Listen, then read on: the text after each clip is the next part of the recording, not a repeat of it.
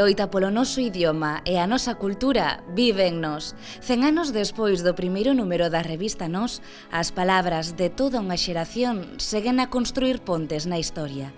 Que sabemos do seu traballo, das súas ideas, das amizades que mantiveron e dos países que percorreron?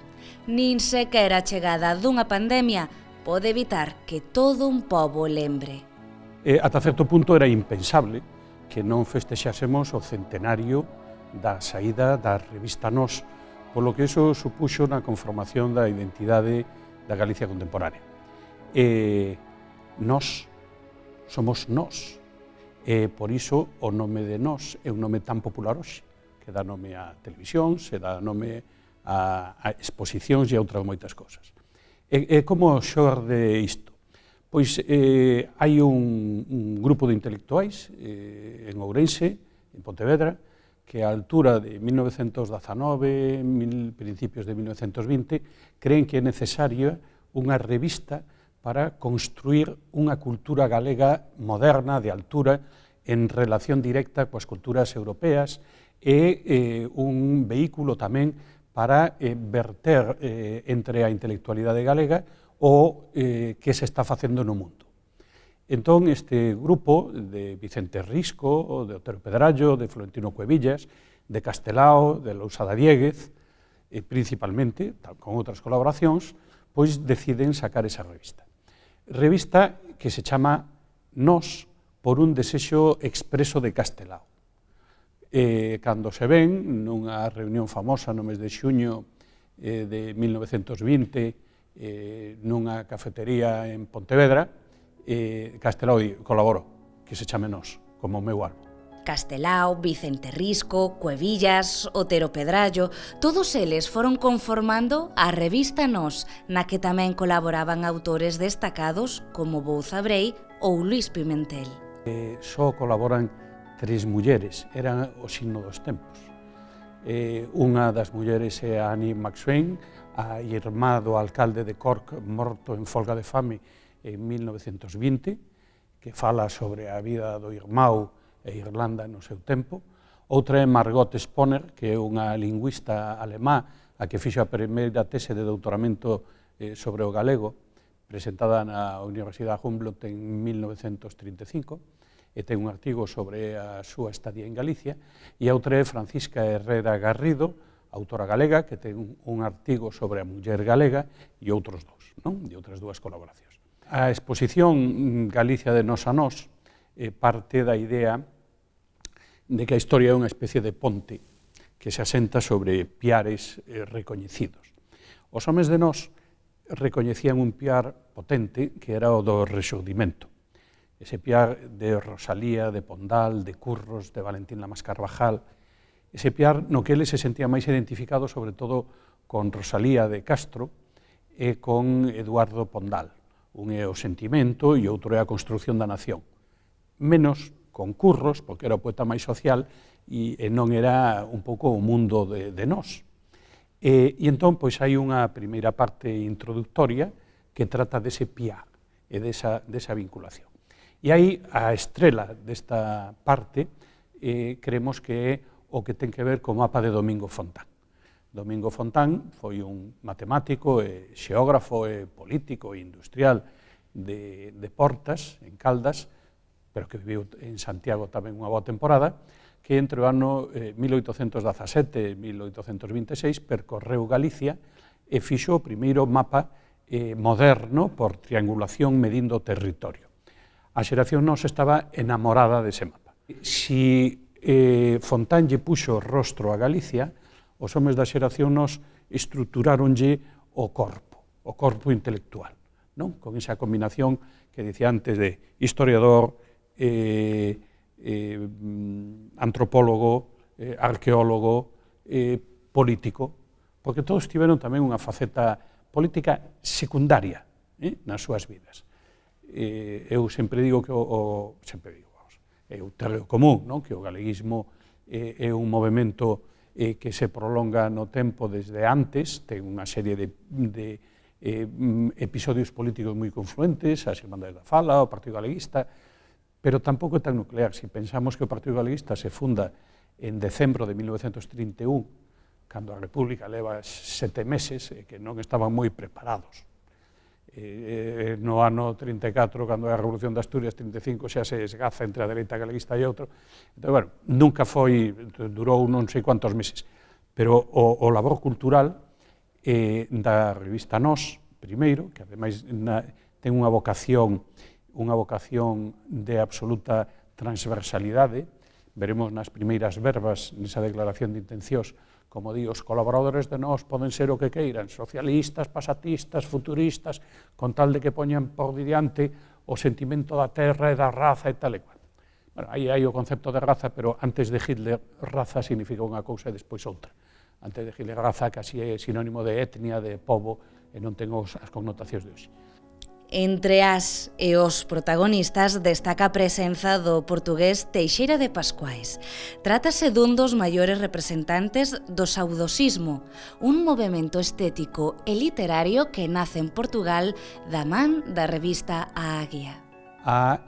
Teixeira de Pascuais, portugués que é a persoa que publica o primeiro artigo na revista Nós, un saúdo aos jovens poetas galegos, que é algo que marca a xeración Nós. A paixón por Portugal, a paixón polo mundo céltico. Son os dous elementos unidos á tradición cos que eles queren tecer esa identidade da Galicia moderna. Entón, esa tradición céltica, Irlanda está moi presente, hai un número especial dedicado, e Portugal constantemente. Hai esa dúbida sempre, que é Portugal para nós dese dibuixo do álbum Nós, ese que se ve un vello e un neno o pé do río Miño, en frente de Camiña, e o neno pregúntalle, papá ou avó, e os de alá son máis estranxeiros que os de Madrid? E o vello raña a cabeza e o pé non se sabe o que vello lle contestou. E entón, claro, os da xeración non sabían que Portugal é algo para nós e que está ainda hoxe sin definir moito. Entón, Teixeira de Pascuais é un poeta que desde o creador do saudosismo portugués, que engaiolou os homes da xeración Nós, sobre todo a Vicente Risco, colabora asiduamente na revista e é un pouco esa vanguarda de colaboración. Continuamos viaxando polas páxinas dos libros, dos cadros, dos obxetos, para saber máis da historia interna, dos contidos da revista Nós. E demos coas portadas. É a primeira vez que se xuntan todas nunha exposición. Pedimoslle a Alfonso que nos acompañara. Este é o primeiro número de Nós. E este é o segundo, o terceiro, fixadevos o terceiro que ten a campá, esa, unha portada única, máis barroca e tremendamente chea de simbolismo que esta. Entón, esta portada mantense, vedes como cambian as cores, utiliza papeles e tintas en función do que teñan. O último número da revista saiu pouco antes do golpe militar fascista de 1936. E despois a derradeira parte é a parte máis de Nós a Nós, non? Que pasou no 35, cando remata a revista, e no 36, cando comeza a guerra, desaparece a editorial, desaparece toda a posibilidade de revivir a revista. Pois pasou o que pasou, como dixera aquel. Entón, entre os 200 colaboradores de Nós, hai unha dúcia deles que foron asasinados, hai 20 e tantos que se exiliaron, e despois os demais optaron por facer o posible e seguir traballando sempre.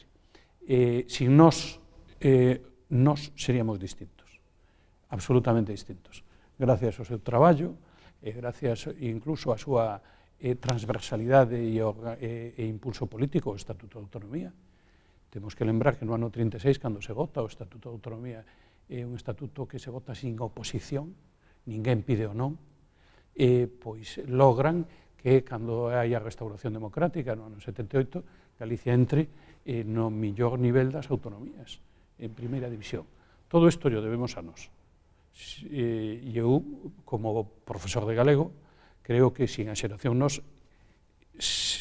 o millor nin existían as clases de galego.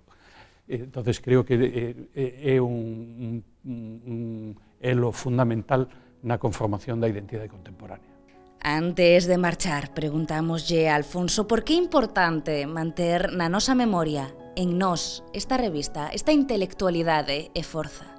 Esta exposición é unha exposición da memoria.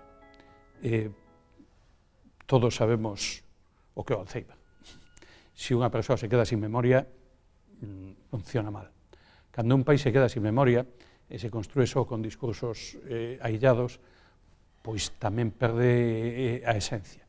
E ver aquí a vontade de europeización, a vontade de apertura, a xenerosidade transversal, creo que é algo que nos debe de ensinar tamén a vivir nestes tempos contemporáneos. Ademais, hai un dato. Eu creo que a revista Nós, todo este movimento, está ligado tamén a un momento de problemas grandes de saúde. As palabras iniciais da revista despídense con saúde eterna, perfectamente asumibles hoxe. E por qué? Porque estábamos na gripe do 18, gripe do 18, a gripe do 19, gripe do 20, e estes señoritos diletantes de Ourense que andaban xogando co orientalismo, que andaban por aí perdidos por culturas alleas, de repente danse conta de que hai un pobo que está sufrindo, que a xente está morrendo. 30.000 persoas morreron en Galicia na gripe do 18. E entón, de repente, ven que hai algo máis que os libros de Oriente, que hai un pobo que eles descoñecen. Que eles sí coñecen todos o león e o elefante porque o viñan nos libros escolares, pero non saben o que é un teixugo, ou non saben o que tal. E entón, pois, ese emborcarse a cara á realidade, creo que ten que ver con isto.